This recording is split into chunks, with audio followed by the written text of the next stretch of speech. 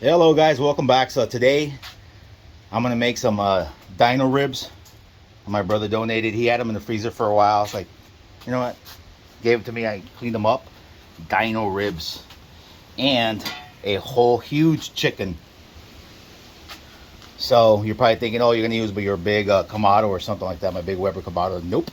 I'm gonna cook all this meat in one shot in my little travel kettle, little 18-inch travel kettle.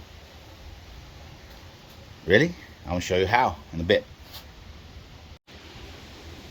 Hey guys, check this out. Okay, so those of you know me, you know I'm a big fan of two-zone cooking. This is my little SnS Travel Kettle. You put your basket of charcoals in here, your little drip pan, your meat goes right here. The problem with that is that you're really limited with space on what you can cook on this one. It's like I said, it's just a little travel kettle. If I want to do something big, I'd have to use my Weber Kamado.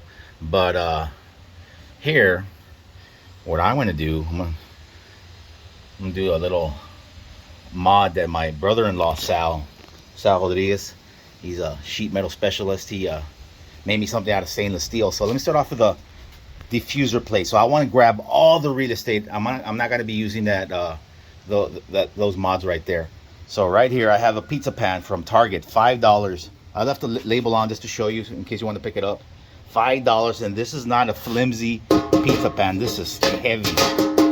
It says anti or warp resistant. So $5 for this bad boy. It's a 15-inch pizza pan. And then right here, this is gonna be my engine. Check this out. I picked up a stainless steel Grate. It's heavy duty from Amazon. It's a 12-inch stainless steel. So now my brother-in-law built me this little basket that goes all the way around, made out of stainless steel. See those little flaps he left up there? So what I want for that is I'm going to sit the diffuser plate on top of my coal basket. I didn't want to smother the fire, so I needed some breathing space. So if you can see there you go. That's where the smoke and the heat's going to come out. So I'm going to cook these indirectly, and I'm going to be able to grab the whole use my whole grate instead of just half of it. Okay, so I removed the coal basket and the drip pan, and then this is the original basket. It sits a little high, which is good though, but it's just too high for what I want to do. So I removed that. That's the original one that came with a pit, and I'm gonna grab this basket right here that I built. Well, my brother-in-law built with my specifications. So there you go. It sits in there nicely. So then the diffuser plate is going to go there on top. So you see you have about, it's hard to see, but about 1.5 inches all the way around where the smoke and heat is going to come out. So I'm going to be cooking this indirectly. So now I can use my entire grill instead of just half of it. The original grate goes on top, and that's how I'm going to make these dino ribs and full chickens in one cook. Check back later. So here we are, guys, all set up. I like to use lump coal, but you have to move it and make sure that it all fits in well. You don't have any empty holes. You know, I'm trying to maximize the space. I anticipate that I'll probably get 6 to 7 hours of this easy. You can use briquettes.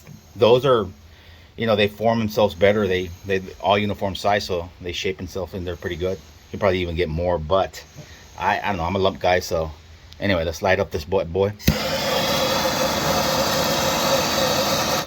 I'm using that Weber cubes. So I'll be back in a bit. Alright guys, let me just show you a little quick peek of how I organized it. Look at that. There. I just put them in. There are the dino ribs. There are the chickens. So anyway, let me close it up, because like the saying goes, if you're looking, you ain't cooking. I'm gonna run this at 275.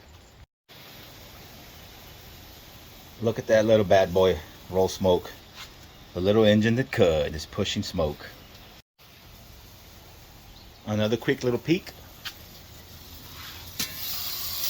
Oh man, look at the color of those chickens. Yeah, buddy. Those chickens, of course, I'm gonna pull out earlier, and then I'm gonna leave the ribs in there. All right, I've pulled the chickens already. Look at that. Oh man, they smell amazing. Of course, the ribs are gonna take longer, so now they're in there by themselves. So I'm gonna let these rest. And welcome back, guys. So the cook is done. Look at that. Oh man, that is amazing. 4.5 hours later, I did not wrap these bad boys at all. Look at that. Man, I'm letting them cool down. Can't wait to cut into them. The little SnS Travel Kettle. So almost 5 hours in since I started the pit, and it's still going. Might have to choke it down a little bit. I'm gonna see how long it runs, but I suspect it's gonna run 7 hours. I'm not kidding. I don't know how much fuel is left, but I'm gonna let it run just to find out. But I'm pretty sure I'm gonna get at least 7 hours. But look at those bad boys. Look at the bark on that thing. Awesome, awesome, awesome. Thanks for watching, guys. All right, guys, I decided to choke it down. I don't think I want to let it burn, but I just want to show you how much fuel is left. You're gonna freak out. Look at that. Man, that's over 50% still left. That was 5 hours in. Man, I'm thinking I can probably get 8, 9, 10 hours of this thing. Amazing. These things are ready to cut. And that's a wrap, guys. Check this out. Oh yeah. Look at that. A whole chicken and dino ribs on the tiny little SnS portable grill. Awesome to take in hunting, fishing, or just camping out there.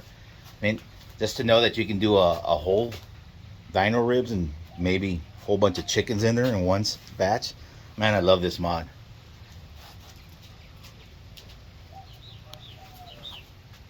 Thanks for watching, guys.